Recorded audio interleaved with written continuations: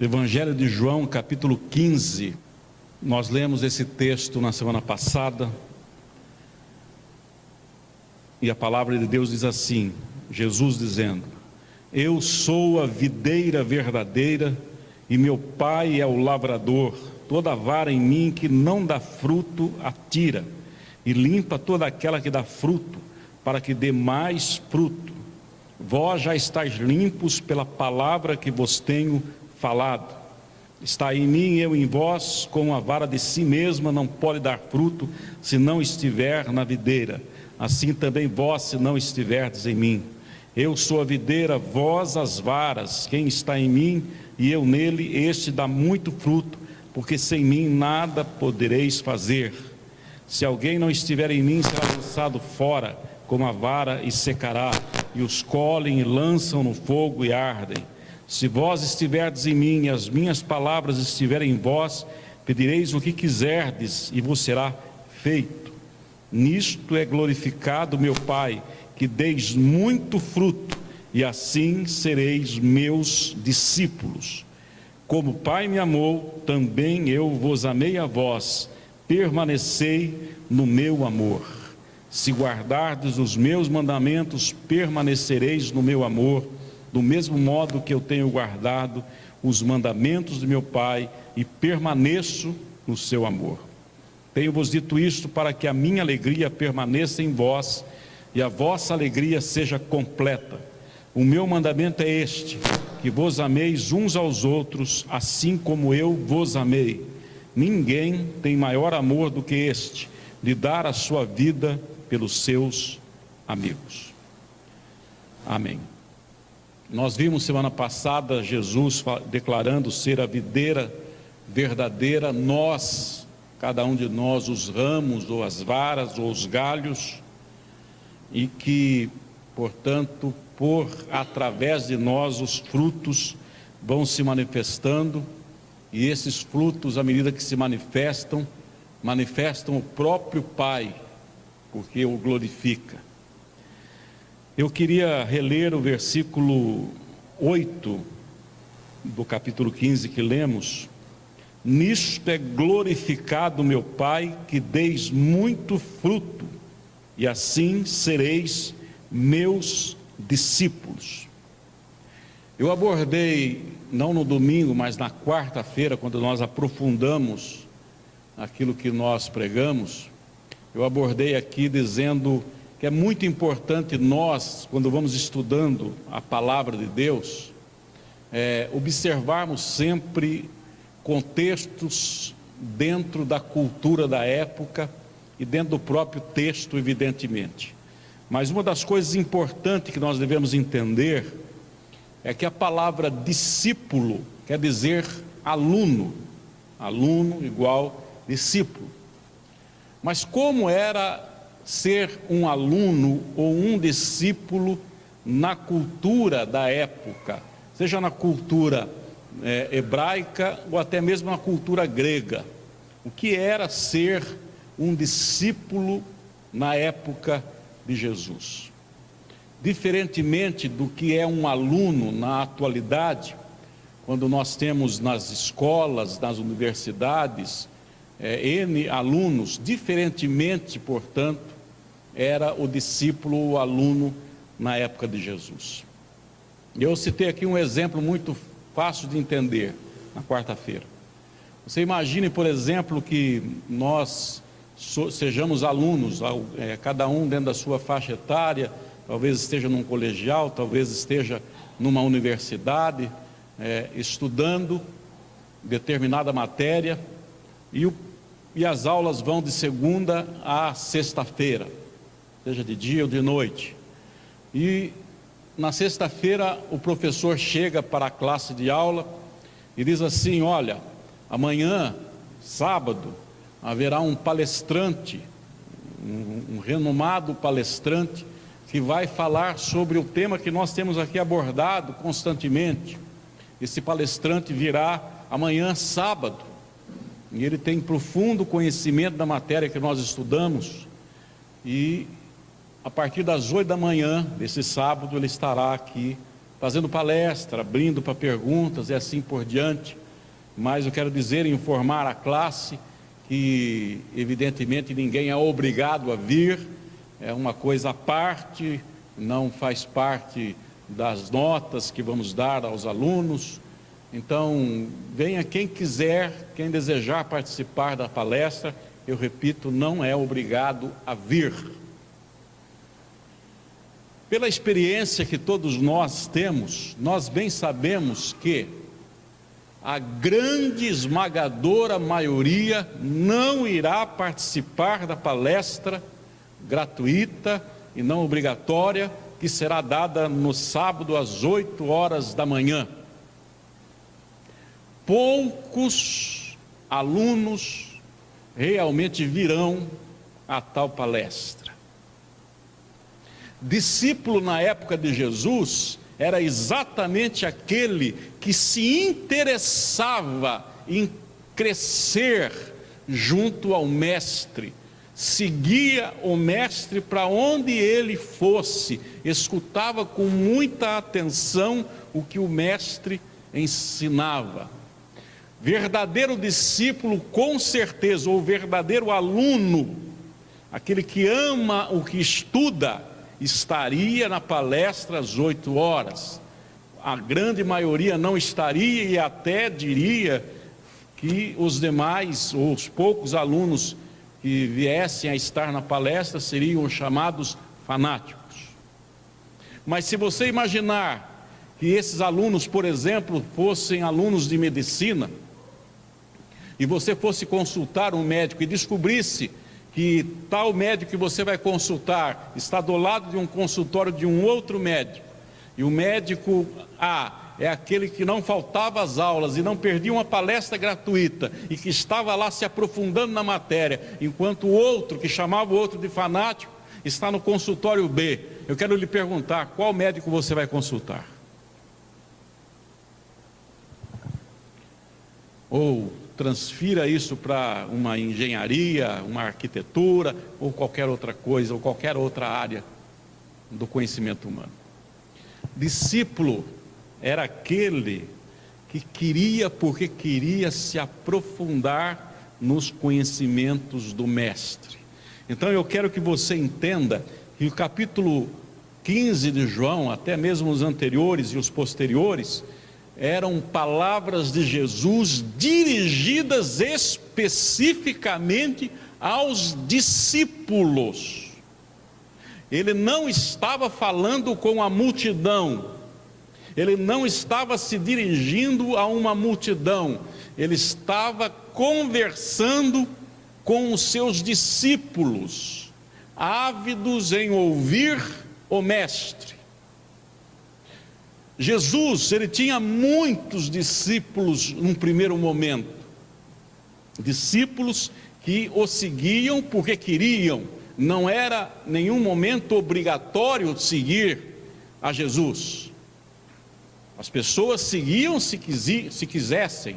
Então aqueles discípulos, eles abriam mão de várias coisas para seguir. Uns evidentemente imaginavam que Jesus era um tipo de mestre que estava na cabeça deles, mas à medida que foram seguindo Jesus, muitos dos seus alunos e discípulos foram se decepcionando, porque não eram aquele mestre que eles queriam seguir, não era exatamente aquele homem que eles queriam seguir. Então muitos foram abandonando, decepcionados, porque não eram exatamente alunos daquele mestre chamado Jesus que eles queriam ser. Dentre eles estava, inclusive, que mais permaneceu, foi Judas, que na cabeça de Judas esperava o chamado Messias, que todos os israelitas esperavam. Não havia um israelita que não esperava pelo Messias. A palavra Messias quer dizer ungido, o ungido que viria libertar a nação de Israel. Essa palavra Machia do hebraico vai para a língua grega e é transformada em Cristos. Então a tradução da palavra Machia, Messias, lá do hebraico, para o grego é Christos, e traduzido para o português, que transliterado para o português é Cristo, quer dizer ungido. Quando Judas queria o Messias político, a cabeça de Judas, como a maioria esmagadora dos israelitas, esperavam um Messias político, aquele que viesse produzir uma libertação política da nação de Israel. Em nenhum momento havia na cabeça dos israelitas, na sua grande maioria, que Jesus era alguém relacionado a uma libertação espiritual, uma libertação de alma, que via a vida além da terrena. Os israelitas esperavam um Messias que viesse libertar a nação de Israel a nível humano, a nível desta vida passageira. E foram se decepcionando, e o último a se decepcionar foi Judas, que extremamente magoado e revoltado, porque Jesus não aceitava de maneira nenhuma a libertação via guerra, via política, ele então o traiu. Os demais permaneceram e estavam vendo Jesus como ele gostaria de ser visto, como o Filho do Deus vivo, que viera para fazer uma obra que iria extrapolar as obras humanas ou a libertação simplesmente do jugo de uma nação em relação a outra. Era algo mais profundo, e esses discípulos estavam sedentos em conhecer esse algo mais profundo. Então, quando você for ler a Bíblia, é importante que você se comporte como um discípulo que está sedento por conhecer o Mestre e os seus ensinos, por conhecer o que ele vai revelar acerca da alma humana e acerca, pós novo nascimento, das coisas do Espírito. São palavras diferentes quando se prega a um convertido e quando não se prega a um não convertido.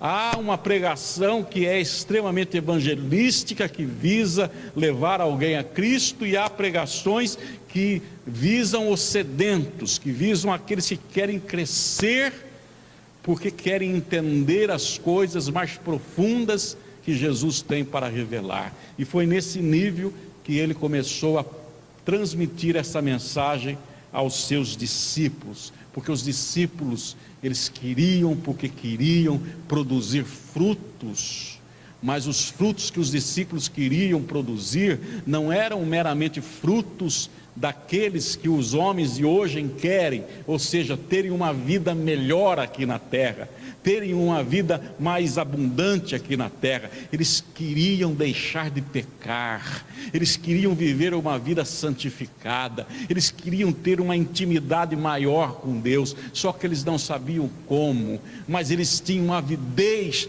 por serem amigos de Deus, por quererem Deus na vida deles, acima das bênçãos. E Jesus então começa a mostrar como ter esta vida. Então, quando você ler o capítulo 15 e por diante, entenda a leitura como um discípulo que não é obrigado a estar ouvindo o que ele está falando, mas que está ali porque quer se aprofundar, porque ama a matéria ensinada pelo Mestre, porque quer conhecer aquilo que Jesus tem a ensinar. Ouvidos que realmente querem aprender não só escutam, mas verdadeiramente ouvem. Por isso Jesus constantemente dizia: tendes ouvidos, mas não ouvem. Eles escutavam. A grande maioria dos fariseus tinham ouvidos, mas escutavam, porque era mais na base de uma obrigação. Mas há aqueles que ouviam, que tinham sede. E esse capítulo em específico, Jesus está dizendo: eu sou a videira verdadeira e vocês são os ramos. Eu quero dizer que vocês estão ligados a mim, que nós somos um só, e que vocês podem sim produzir fruto, que vocês estão querendo produzir fruto, e vocês podem produzir o fruto e glorificar o Pai por esses frutos. Os discípulos queriam glorificar o Pai, queriam produzir o fruto do Espírito: amor, paz, longanimidade, bondade, benignidade, mansidão, temperança, fé e tanto gozo, alegria e assim por diante, que você encontra lá em Gálatas. Então, sempre quando você for ler a Bíblia, não o faça segundo a ótica dos alunos do século 21, que fazem tudo na base da obrigação. Quando você vir à igreja, não venha à base dos cristãos que vêm porque tem medo de perder salvação, porque tem medo que Deus não abençoe. Não venham para buscar bênçãos, venham para estar com o Mestre. O resto é efeito, é consequência. As bênçãos virão, mas que a maior intenção do teu coração seja estar com o Mestre, estar com Jesus, querer ser discípulo, seguidor, aluno, na ótica em que nós estamos aqui referindo: discípulo por amor, seguidor por amor, não por força de qualquer tipo de obrigação ou dever. Semana passada, então, nós abordamos isso, e hoje nós queremos dar continuidade, mostrando, em primeiro lugar, que é preciso que nós tenhamos a segurança da salvação em nossas vidas, e não estejamos mais, quando já convertidos a Jesus, tentando viver com Ele para manter-se salvo. Isso é extremamente egoísta. Nós já somos salvos. Querer estar com Jesus não seja para manter uma salvação, mas para crescer naquilo pelo qual Ele te salvou, crescer naquilo que nós estamos abordando desde sempre, principalmente citamos aqui a semana passada, o amor. A função maior de estarmos nessa terra é produzir o fruto do amor.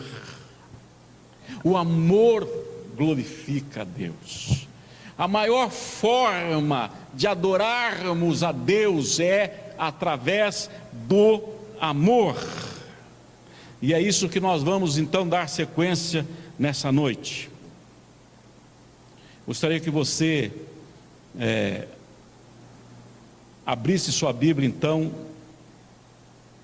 em em Efésios, ou melhor dizendo, capítulo 2, versos 15, que a gente já falou na semana passada, mostrando Efésios 2,15. Aboliu na sua carne a lei dos mandamentos na forma de ordenanças, para que dos dois criasse em si mesmo um novo homem, fazendo a paz. Ou seja, nós vimos aqui na semana passada que Jesus aboliu na sua carne toda a lei em forma de ordenanças. E o que ele estabelece então foi exatamente a lei no sentido de instrução, que está em João 15, 12, que é o texto que nós estamos lendo. O meu mandamento ou instrução é este ou esta, que vos ameis uns aos outros, assim como eu vos amei. Por que Jesus então insiste com os seus discípulos, ávidos em crescer, para que amem? Por que Jesus ensina tanto sobre o amor? Porque o amor é a essência de Deus, porque o amor é a essência do Espírito, porque o amor é a nossa essência a partir do momento em que nós nascemos de novo. Nós éramos almas viventes, passamos a ser espíritos vivificantes. Qual é a essência de cada um de nós? O amor. Qual é a essência do Deus vivo? O amor. Qual é a essência do Senhor Jesus Cristo? O amor. Qual é o âmago, portanto, do nosso ser enquanto indivíduos? Qual é o âmago de Jesus Cristo? Qual é o âmago da Trindade, Pai, Filho e Espírito Santo? O amor. Então a coisa mais importante é o amor. O verdadeiro e genuíno amor é o mais importante de tudo. O amor, o amar, nos coloca em sintonia e em ressonância com o Espírito de Deus. O mandamento então não é mais uma ordenança da carne, mas o contato com o fluir natural de Deus. Percebe? Não é mais questão de ordenanças. Deus agora quer que nós estejamos sintonizados verdadeiramente com Ele. E o que nos sintoniza com Ele é o exercício de amar. O amor posto em prática nos sintoniza com Deus, nos alimenta de Deus. Então João 12, 50. Olha que Jesus fala em João 12, 50. E sei que o seu mandamento, referindo-se ao mandamento de Deus, e sei que o seu mandamento é a vida eterna. Portanto, o que falo como o Pai me tem dito. A instrução de Deus, que é o amor, é a vida eterna.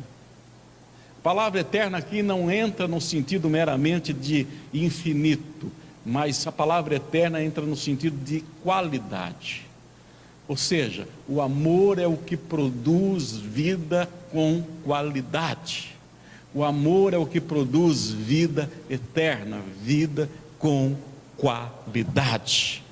Por isso a preocupação de Jesus no Novo Testamento é falar de amor, é mostrar amor, é ser amor, é levar seus discípulos a amar, é levar seus discípulos a entender que antes do novo nascimento eles não tinham a capacidade de produzir o fruto que Deus espera, mas se agora a partir do novo nascimento cada um tem a propriedade de produzir esse fruto que é tão esperado por Ele, o fruto do amor. E por que ganhamos essa capacidade? Porque somos as varas, os galhos, os ramos, ligados a quem? A verdadeira videira, ou seja, a única que pode realmente produzir por essência o amor.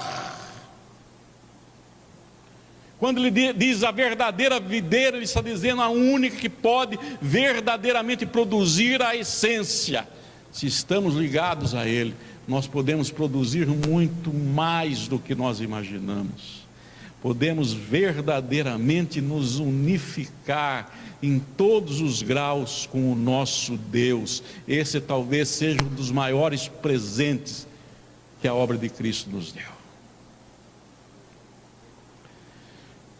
Em João 15, verso 7, que nós lemos: se vós estiverdes em mim e as minhas palavras estiverem em vós, pedireis tudo o que quiserdes e vos será feito. 8, nisto é glorificado meu Pai, que deis muito fruto, e assim sereis meus discípulos. Verso 11: tenho-vos dito isso para que a minha alegria permaneça em vós e a vossa alegria seja completa. 16, não me escolhestes vós a mim, mas eu vos escolhi a vós e vos nomeei para que vades e deis fruto, e o vosso fruto permaneça, a fim de que tudo quanto em meu nome pedires ao Pai, Ele vos conceda. O fruto, portanto, manifesta o Pai.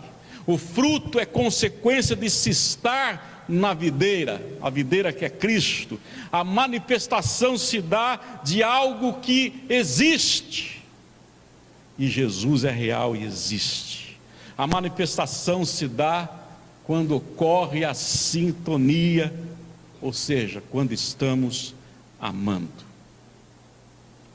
Abra agora a sua Bíblia em João 4, 23.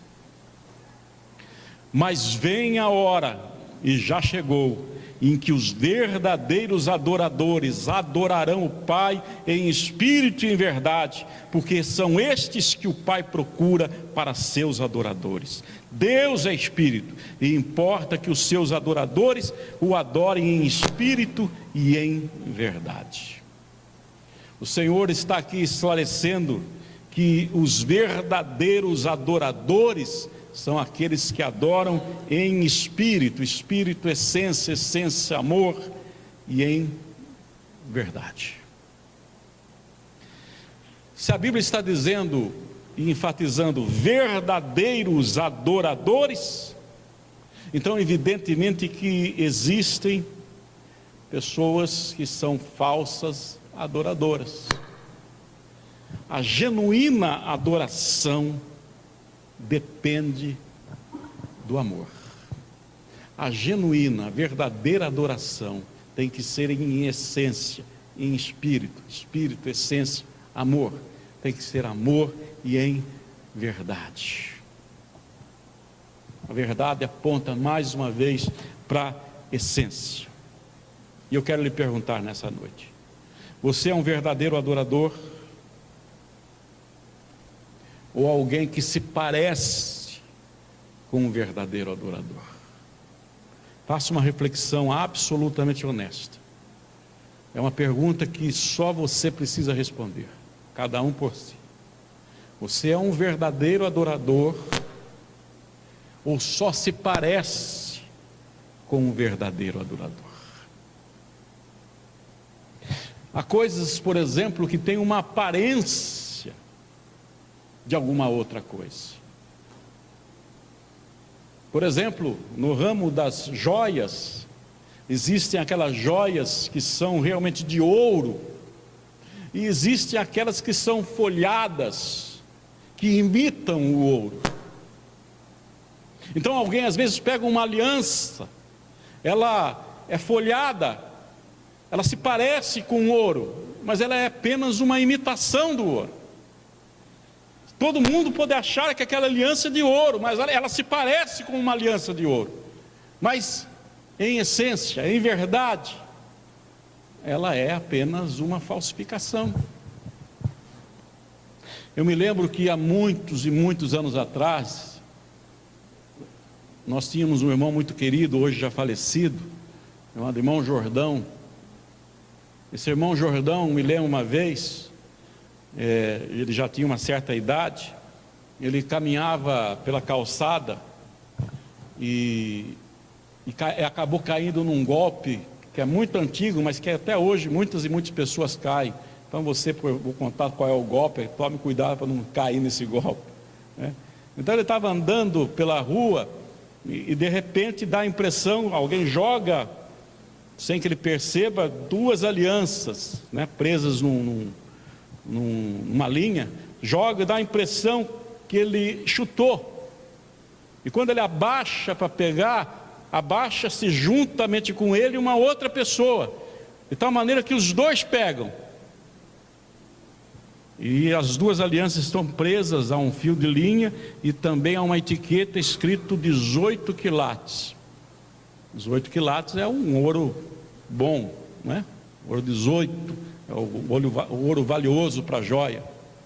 E os dois pegam, aí a pessoa que estava aplicando o golpe falou: pegamos juntos, né? Daí o que disse o irmão Jordão: nossa, nós pegamos juntos, vamos dividir, você fica com uma e eu fico com outra. Aí a pessoa: não, mas eu não preciso da aliança, eu já tenho aliança. Mostrou para ele: olha, isso aqui é aliança ouro 18 quilates, isso aqui vale uma nota, isso aqui é coisa cara. Vou chutar aqui um preço qualquer agora só para você entender. Ele falou na hora, porque também vinha o preço, né? Vinha o preço ali junto com a etiqueta 18 quilates. Então vamos supor R$200, não me lembro o valor. Está vendo? Custa 200. Vamos fazer o seguinte: eu não estou muito interessado, você me dá só 50 e fica com o resto. E o irmão Jordão deu 50. Depois ele vai até a loja. Na época eu trabalhava numa loja. Ele vai: olha, achei isso aqui, contou toda a história. Aí eu tive que falar a verdade para ele: meu irmão, vou dizer uma verdade, isso aqui não vale R$1. O senhor entrou no golpe. Isso aqui é nem folhado a ouro, é latão puro. As coisas podem parecer, mas não significa que são. Por isso a palavra de Deus diz assim: o Pai está procurando verdadeiros adoradores. Quais são os verdadeiros adoradores? Aqueles que adoram em espírito e em verdade. Qual é a essência do espírito? Amor. Qual é a verdade do espírito? Amor. Então, traduzindo, o Pai está à procura daqueles que amam. Porque quando nós amamos, nós estamos, na verdade, manifestando o Pai, glorificando o Pai. Dos significados da palavra glorificação no grego é manifestação. Então entenda isso: quando nós manifestamos, é porque estamos glorificando ao Pai. É o que o Senhor Jesus estava dizendo aos discípulos: vocês estarão glorificando ao Pai quando manifestarem frutos. Quais frutos? Todos aqueles oriundos da ação da essência, todos aqueles que estiverem motivados por amor. Somos, portanto, chamados para amar, e se estivermos amando, estamos entre os escolhidos. Não há ser humano que não é chamado para amar. Poucos são os que amam. Tradução de escolhidos: aqueles que amam. Você é um verdadeiro adorador. Nós temos ensinado por N vezes aqui nesse púlpito que a mídia conseguiu enganar o mundo, falando que egoísmo é amor. Então as pessoas, elas são egoístas, e quanto mais egoístas são, dá a impressão para elas que elas estão ainda sendo mais pessoas que amam. Então uma pessoa tem um sentimento de posse por outra e diz: eu amo essa pessoa. Ela tem um sentimento de posse e não permite que aquela pessoa sequer olhe do lado, porque sente um ciúme ardente. E ela diz lá no seu coração, ela acredita que ela ama aquela pessoa. Não, ela é egoísta, ela tem um sentimento de posse. Amor não, porque o amor verdadeiro se doa, quer que o outro esteja bem, quer que o outro esteja sorrindo, quer que o outro esteja feliz. A partir do momento que você coíbe isso no outro, você está querendo você ser feliz às custas de um sentimento de possessão.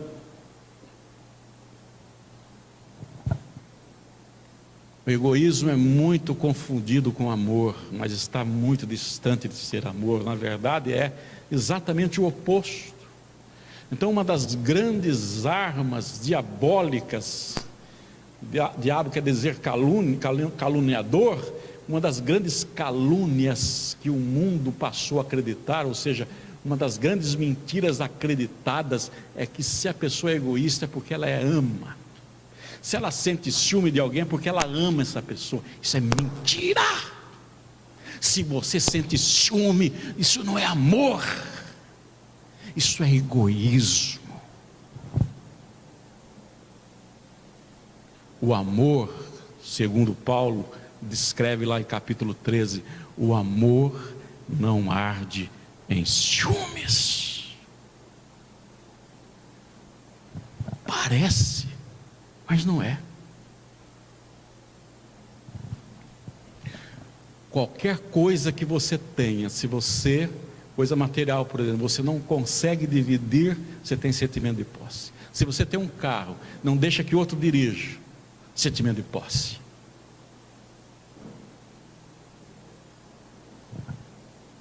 As pessoas têm egoísmo e acreditam que seja amor.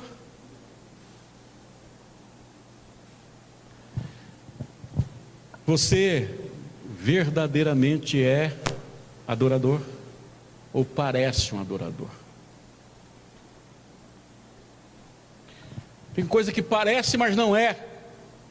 Eu sou, por exemplo, careca. Mas eu poderia pôr uma peruca. E de repente eu pareço aqui com uma peruca. Quem não me conhece vai dizer: poxa, aquele cara é cabeludo. Parece que eu sou cabeludo, mas eu sou careca na verdade. A peruca é uma representação. Nossa, aquela pessoa, ela está na igreja, ela adora, ela chora, mas no dia a dia ela ama. Se ela não ama no dia a dia, ela falsificou a sua adoração na igreja.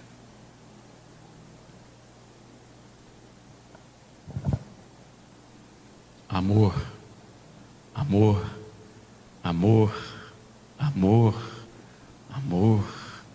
Este é o primeiro mandamento, é o segundo mandamento.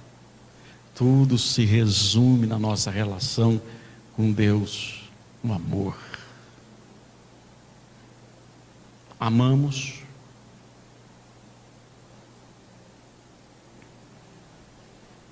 A Bíblia diz que a vida nossa não consiste nos bens que nós possuímos. A palavra consistir remete novamente à essência. O que consiste o Espírito? Consiste-se de amor. Qual é a consistência de Deus? Amor. A Bíblia diz que a vida não consiste nos bens que as pessoas possuem, sentimentos de posse.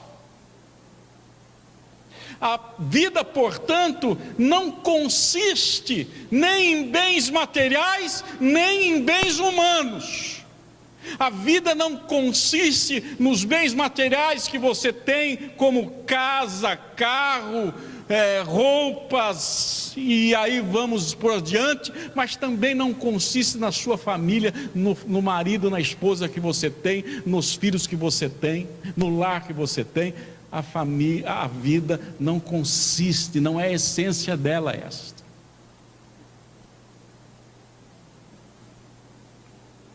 A vida está no amor.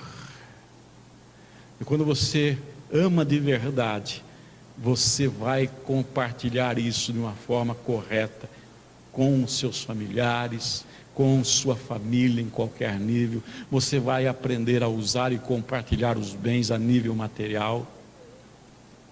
É o amor que rege. O amor é o fundamento. Por isso eu quero lhe perguntar nessa noite. Não precisa levantar a mão. Responda dentro de você. Você é um verdadeiro adorador? Responda aí dentro de você. Segunda pergunta: você ama a Deus? Vai respondendo aí dentro de você.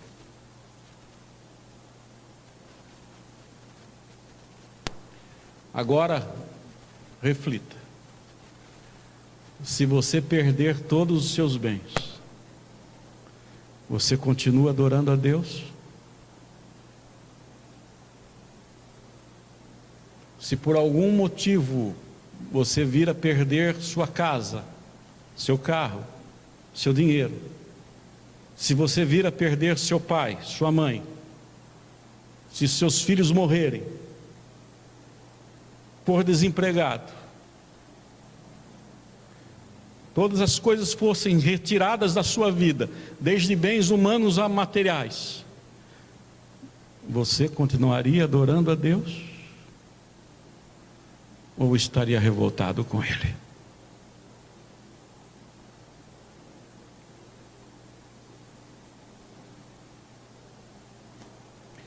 Você adora a Deus porque é feliz com seus familiares? E se não fosse, era adorador?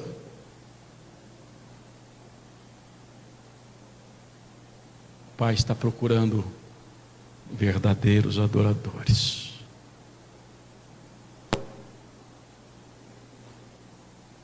Aqueles que o amam por Ele e para Ele, e entendeu que Ele é o centro de tudo, que Ele é a própria vida, que não existe vida sem Ele, que se empolga com o ser dele, com o caráter dele, que independente de entender todas as coisas, confia na sua índole, confia no seu caráter. Este é adorador. E nós temos um exemplo extraordinário, apesar de N equívocos naquilo que foi ensinado, tinha um coração de um adorador. Jó.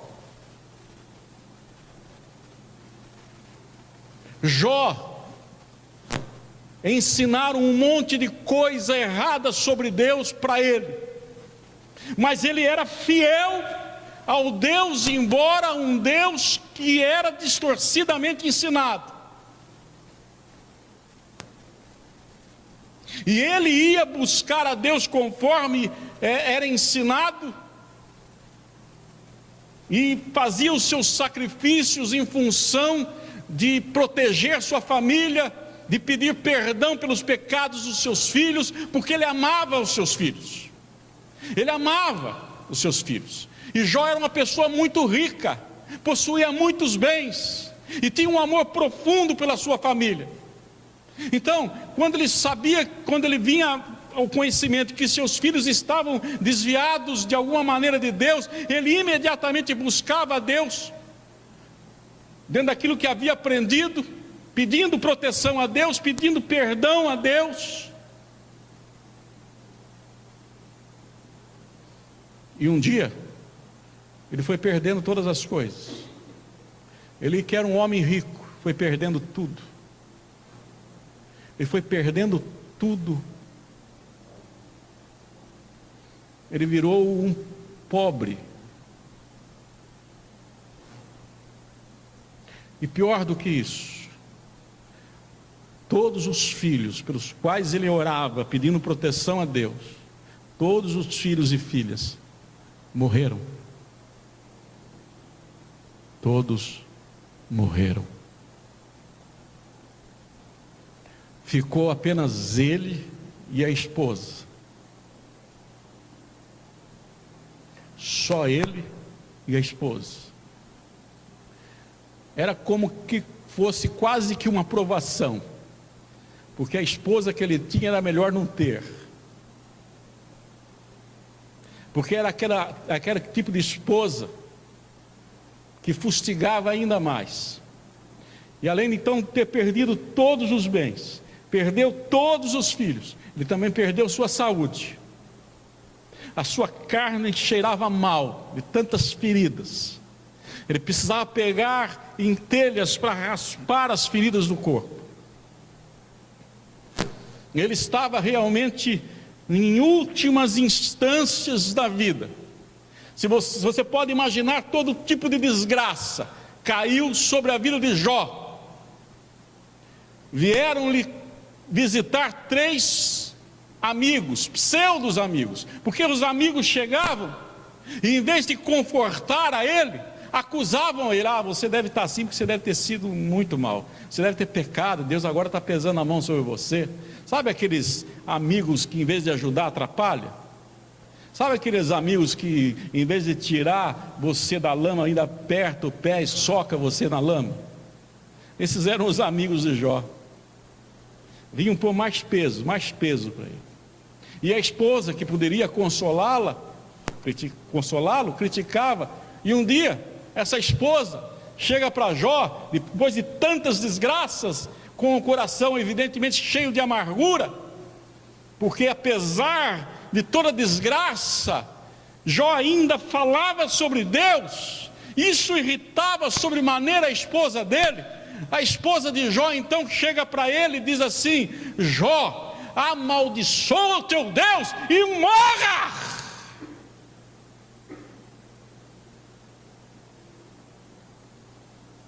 Foi isso que a esposa de Jó disse para ele: está na hora de você, em vez de ficar bem dizendo o teu Deus, olha aí, tua vida, amaldiçoa e vê se morre de uma vez, que eu não aguento mais tratar de você.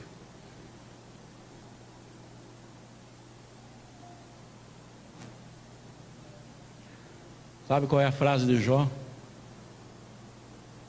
Jó diz assim: ainda que esse Deus me mate, eu sei que o meu Redentor vive. Eu sei que o meu Redentor vive e Ele me levantará nessa terra. Isto é adorador.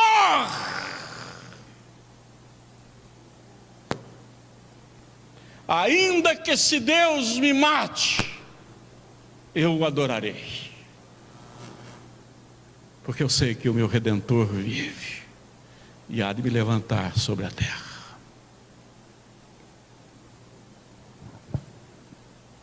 É por isso que o livro de Jó é contado. E Deus dá a oportunidade para Jó de conhecer o verdadeiro Deus que ele não conhecia, ou que fora lhe ensinado distorcidamente.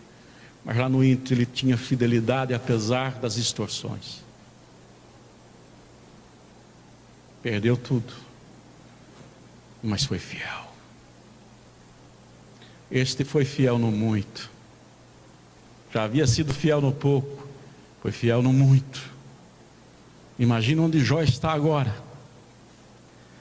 Você acha que ele está entre os escolhidos? Eu não acho. Eu tenho certeza.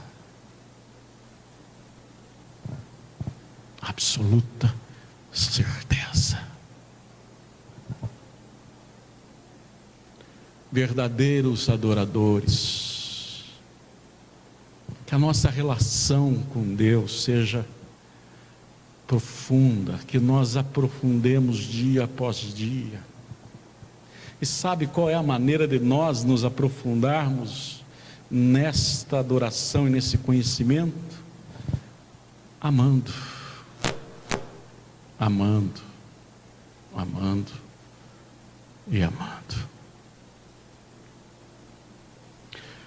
Eu e o Júnior sempre conversamos, de vez em quando trocamos algumas conversas, me vêm algumas palavras. Eu me lembro que ele disse uma coisa muito bonita, interessante. Ele estava conversando, ele falou: olha, a forma mais fácil de amar a Deus não é amar a Deus diretamente, é amar o próximo.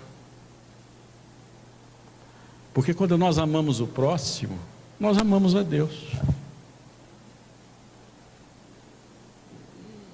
Foi bem sábio da parte dele, porque verdadeiramente a melhor maneira de amarmos o nosso Deus é amarmos o nosso próximo.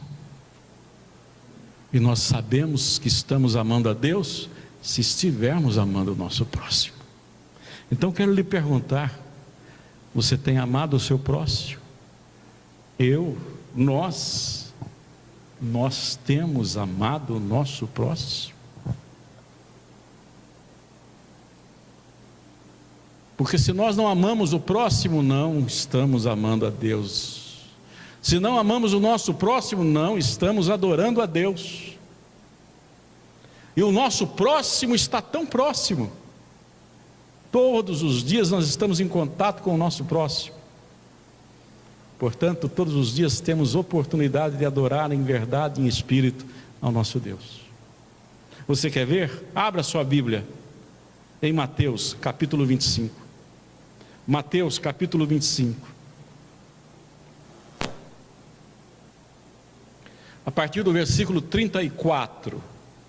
Mateus 25, 34. Então dirá o rei aos que estiverem à sua direita: vinde, benditos de meu Pai, entrai na posse do reino que vos está preparado desde a fundação do mundo. Porque tive fome e me destes de comer, eu tive sede e me destes de beber, eu era forasteiro e me hospedastes, estava nu e me vestistes, enfermo e me visitastes, estive preso e fostes ver-me. Então perguntarão os justos: Senhor, quando foi que te vimos com fome e te demos de comer, ou com sede e te demos de beber? E quando te vimos forasteiro e te hospedamos, ou nu e te vestimos? E quando te vimos enfermo ou preso e te fomos visitar? O rei respondendo lhes dirá: em verdade vos afirmo que sempre que o fizestes a um destes meus pequeninos irmãos, a mim o fizestes. Então o rei dirá também aos que estiverem à sua esquerda: apartai-vos de mim, malditos, para o fogo eterno, preparado para o diabo e seus anjos, porque tive fome e não me destes de comer, eu tive sede e não me deste de beber, sendo forasteiro não me hospedastes, estava nu, não me vestistes, achando-me enfermo e preso, não fostes ver-me. E eles lhe perguntarão: Senhor, quando foi que te vimos com fome, com sede, forasteiros, nu, enfermo, preso, e não te assistimos? Então lhes responderá: em verdade vos digo que sempre que o deixastes de fazer a um destes mais pequeninos, a mim o deixastes de fazer. Irão estes para o castigo eterno, porém os justos para a vida eterna. Você quer fazer por Deus, para Deus? Olha o teu próximo.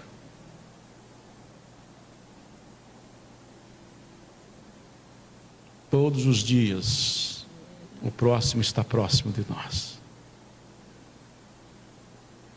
Todos os dias nós poderíamos abraçar alguém e não abraçamos. Todos os dias nós poderíamos gastar um minuto de uma palavra de consolo, mas estamos tão apressados com nossas coisas que não dá tempo de consolar as pessoas. Todos os dias nós poderíamos alimentar alguém, mas não temos tempo para alimentar. Todos os dias alguém bate na porta do nosso coração, pedindo uma ajuda de qualquer nível, a nível emocional, material, mas nós não temos tempo. E nos justificamos com tantas coisas. Mas Jesus está dizendo: você sabe quem estava batendo na porta? Não era aquele mendigo bêbado que você julgou, era eu. Sabe quem estava lhe pedindo ajuda e você julgou como não merecedor? Era eu. Sabe aquela pessoa que você teve vergonha de dizer que era colega, amigo seu, ou de apertar a mão? Era eu.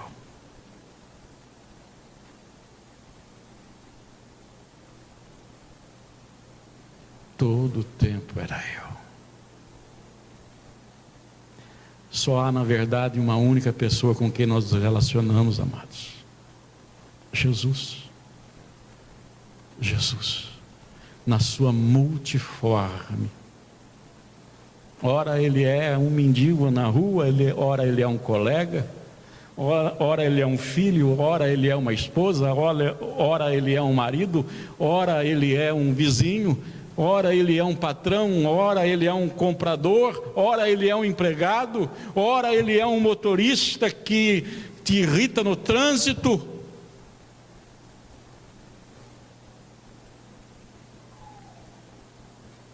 Porque Ele vai estar dando N oportunidades para nós, em vez de produzirmos as obras da carne e reagirmos, Ele está em cada segundo da nossa vida nos dando a oportunidade de agirmos com a essência com a qual fomos gerados e que nos aparentamos a Ele: o amor.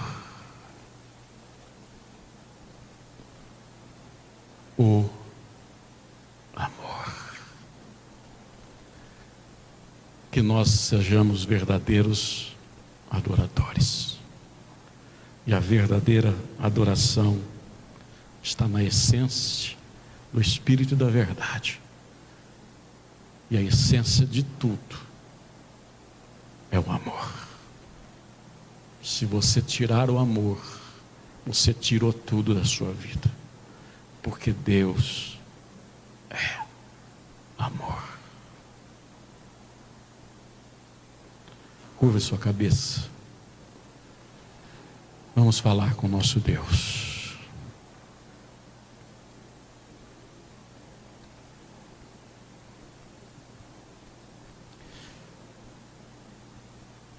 De um lado, Senhor, nós falamos, é maravilhoso saber que Tu és amor. Porque Tu descreves a Tua essência, e agora a nossa, como amor.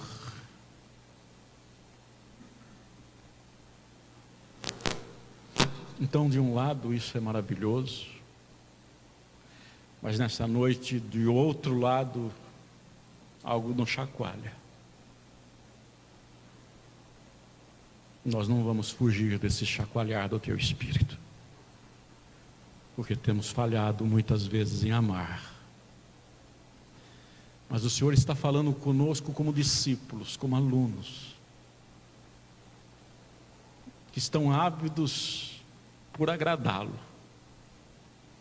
E o Senhor está nos dizendo nesta noite que a melhor maneira de nós te agradarmos é amando o próximo. Não é meramente o próximo que escolhemos amar, mas o próximo que está próximo no nosso dia a dia, nas multiformes maneiras como Tu se apresentas. Nós não vamos mais perder a oportunidade de amar. Nós não vamos, Pai. Nós pedimos a ajuda do Teu Espírito. Sim, pedimos a ajuda do Teu Espírito, porque queremos amar, sobretudo amar, porque agora permanecem a fé, a esperança e o amor. Mas o maior de todos é o amor. É o amor que nos coloca entre os escolhidos, porque Tu nos chamastes para amar. Com a Tua ajuda,